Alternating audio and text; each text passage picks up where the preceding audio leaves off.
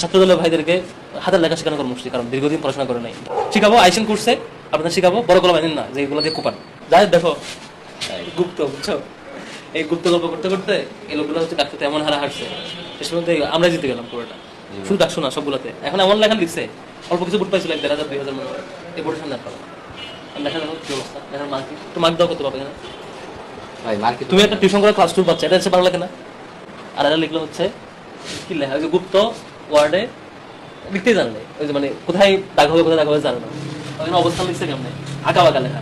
একটা সংগঠন তাদের একটা কোয়ালিটি থাকা উচিত ছিল যে কি লিখবে। একটা আমরা বলছি ডাকসু থেকে একটা কোর্স নামাবো, স্কিল ডেভেলপমেন্ট সেক্রেটারি একটা কোর্স নামাবে, সে হচ্ছে ছাত্রদলের ভাইদেরকে হাতের লেখা শেখানো কর্মসূচি, কারণ দীর্ঘদিন পড়াশোনা করে নাই। ধরো 4-5 সেশনের শিক্ষার্থী, সে এখন ফার্স্ট ইয়ারে, 5 সেশনের শিক্ষার্থী এখন ফার্স্ট ইয়ারে, কলমের পরিবর্তে নেয় বড় বড় অস্ত্র, ওইগুলো দিয়ে কোপায়, এখানে কোপায়। তো ওই কোপানো প্র্যাকটিস করছে এখানে এসে, এখানে এসে যদি কোপানো প্র্যাকটিস করে তাহলে হাতের লেখাতে অবস্থা হবে। তো বড় কলম কিছুদিন হাত খুলে রেখে বলবো যে আপনার কলম একটু রেখে দেন, অন্তত 5-7 দিন শিখালে হয়ে যাবে। 5-7 দিন শিখাবো, শেখার পরে এরপরে তারা অন্তত লেখাটা সুন্দর হলে হয়।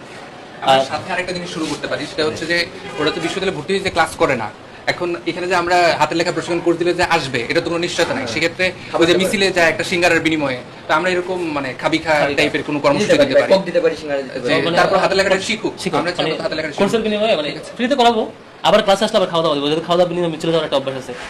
আর শুধু একটাই শর্ত, আসার সময় বড় কলমগুলো একটু ভয় পাবো, এই কলমগুলো একটু আনেন না, এই বড়